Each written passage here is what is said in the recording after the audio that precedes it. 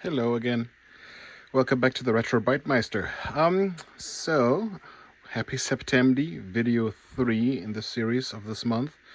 Here we have a Tandy Radio Shack Color Computer 2.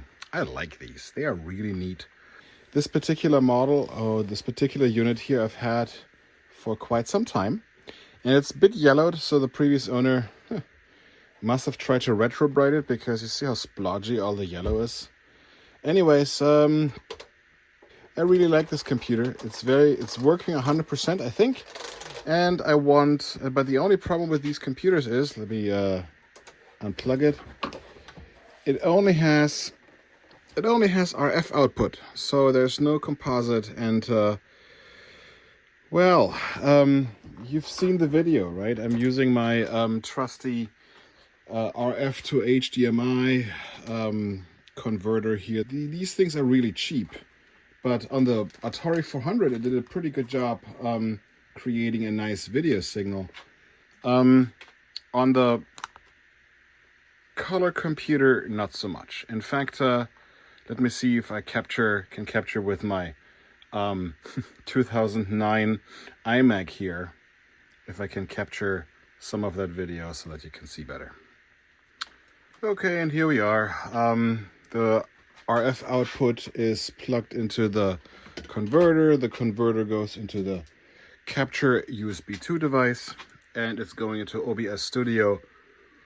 But yeah, this computer, I would say, works.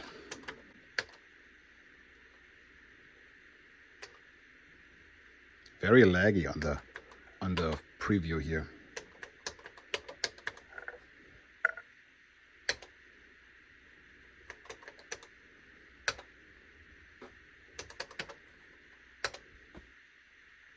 Okay, here we go. This computer works, I would say, but you know, the video quality is awful. It's grainy and not great. So let's see if we can install one of these. This is a tinyCOMP. I got it on Joe's Computer Museum. Very, very cheap. And allegedly it's universal. And even though there are no instructions on how to install it on a Color Computer 2, there are instructions how to install it on a Color Computer 1. So let's see if we can perhaps get it done anyways. Let's put this thing together somehow, which means it's time-lapse time.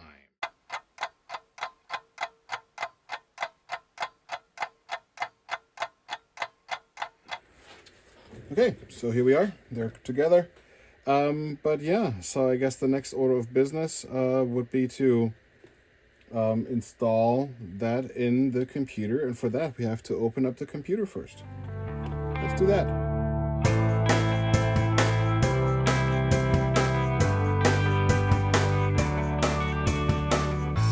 Well, that escalated quickly. It turns out, friends, the tinyCOMP Universal Composite Mod doesn't work on the CoCo 2. Maybe not quite as universal as one might hope. And it's my own fault, because I should have checked the schematics, and I didn't. There's basically a composite-like signal coming out of the graphics chip that is just being modulated with a carrier, with a radio frequency carrier here in the RF box, and with this little chip here.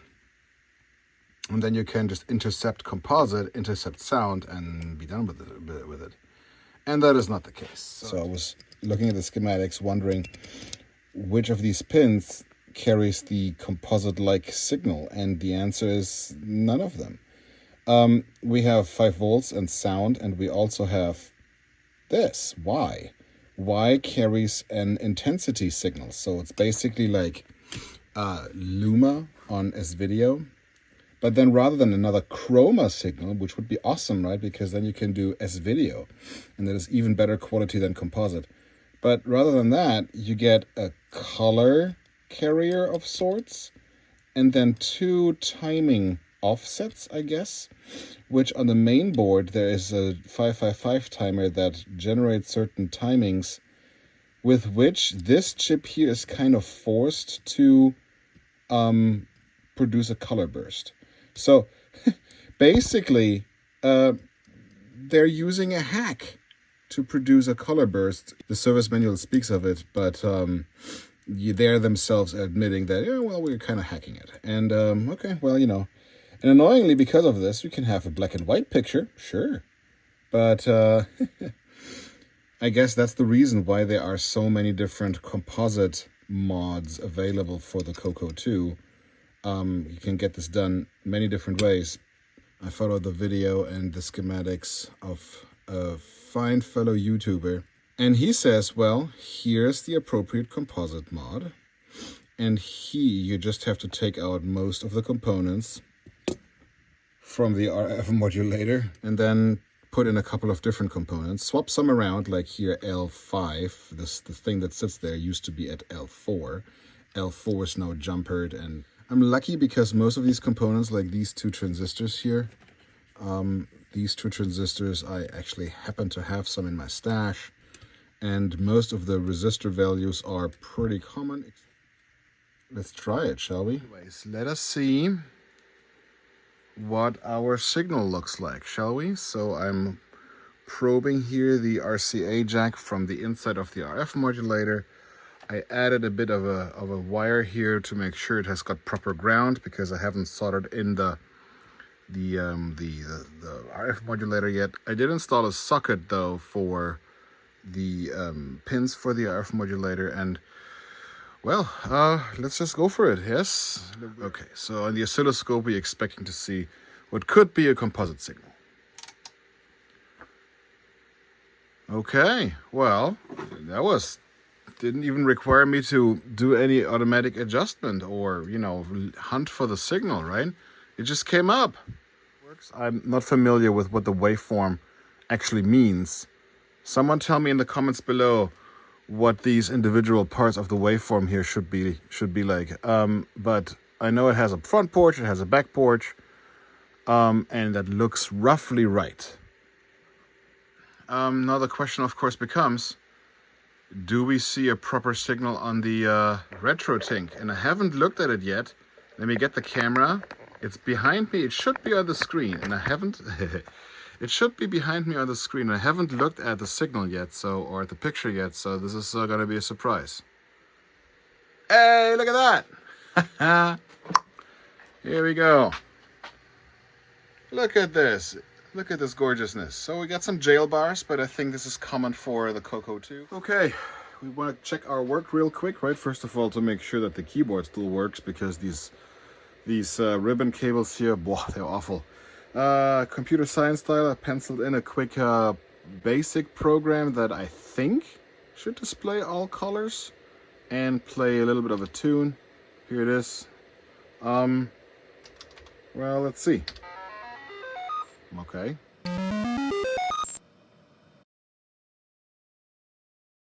Okay. There's your tunes, and there are your colors. Green, yellow, blue, red, pink, cyan, magenta, orange, and black, of course. So let's see here. Google says red, green, yellow. We got those. Blue we got. Pink we got. Orange we got. White. Okay, I guess this is white. And buff. What the heck is buff?